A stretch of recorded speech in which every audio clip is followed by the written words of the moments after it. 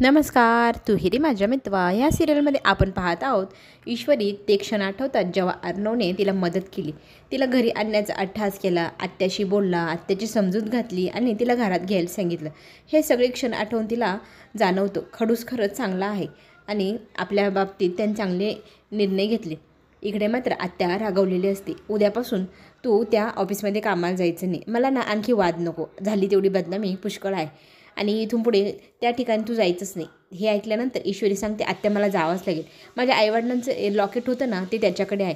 आता ते त्याच्याकडे कसं पोचलं म्हणून ती सांगू लागते की मी त्याच्या गाडीची काच फोडली, त्याच्यामुळे त्याला 50,000 रुपये द्यायचे आहे. त्याने माझं लॉकेट ठेवून घेतलं. नम्रताला विचारते, तुला याच्याबद्दल माहिती आहे का?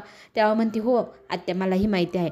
तुला अस्थमाचा अटॅक आला होता, त्यावेळेला ती घाईघाई तुझ्यासाठी औषध आणायला गेली होती. औषध आणायला गेल्यानंतर तिथे तिचा सिग्नलवरती खूप साऱ्या गाड्यांमध्ये ट्रॅफिक जाममध्ये अडकल्यामुळे तुझं औषधं उशिरा पोचू नये त्या कारणासाठी ती घाईघाईने ते घेऊन येत असताना गाड्यांवरून उड्या मारत मारत आली.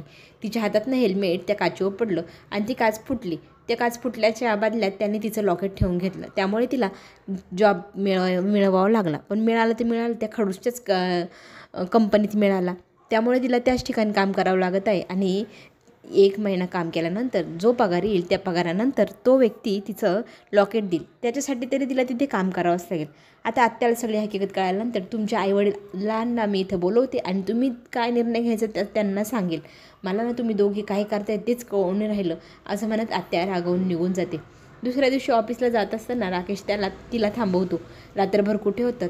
आत्याने तुम्हाला कसं घरात घेतलं हे सगळं ती सांगू लागते. अर्णवमुळेच हे सगळं घडलं. तेव्हा तो म्हणतो, मी जेव्हा म्हणतो तो तेव्हा माझ्यासोबत आल्याने अर्णववर किती विश्वास ठेवते, माझ्यावर नाही ठेवत आहे ना, असं म्हणून तो रागावरून दुसरीकडे चेहरा फिरवतो. तेव्हा त्याच्या मानेवरचा तिला खरचटण्याचा डाग दिसतो. काय लागलं आहे तुमच्या गळ्याला विचारल्यानंतर तो सांगू लागतो की दाढी करताना माझ्याकडनं ब्लेड लागलं. तुम्ही चिंता करू नका आणि तुम्हाला ऑफिसला जायला वेळ होतो आहे ना, तुम्ही जा बरं, असं म्हणत तो ईश्वरीला काढून देतो. इकडे ऑफिसमध्ये सिक्युरिटी गार्डला आता धारेवर धरलेलं असतं अर्णवने. तुम्ही अजिबात कामाकडे लक्ष देत नाही. मागच्या लेनमध्ये काय झालं तुम्हाला माहीत नाही. मी किडनॅप होऊन गेलो तेही तुम्हाला माहीत नाही. कॅमेऱ्यांची जबाबदारी आहे लावण्य तुझी होती. कॅमेरे कशी बंद पडले तुला तेवढंही सांभाळता आलेलं नाही. तुम्ही सगळेजण लूजर आहात. तुम्हाला इथे काम करण्याची मला अजिबात संधी द्यावाशी वाटत नाही. पण लावण्य म्हणते, प्लीज आम्हाला संधी द्या. लावण्याला मात्र तो म्हणतो, तुला जर काम करायचं नसेल तर उद्यापासून इथे येऊच नको. जबाबदारीने काम करायचं असेल तरच आहे. लावण्य रागारागाने बाहेर येते. बाहेर आल्यानंतर तिथे वल्लवी तिला गार्डनमध्ये फिरताना पाहते आणि म्हणते, का गं माझे फोन उचलत नाही म्हणून तुला भेटायला यावं लागलं. आता जर आपण दोघी जर ह्या गोष्टीत अडकलो ना, काही खरं नाही आपलं. आपल्याला काहीतरी काम करावंच लागेल त्या ईश्वरीचं कायमचा काटा काढण्यासाठी. त्यावेळेला ती म्हणते, मी केलं आहे काम.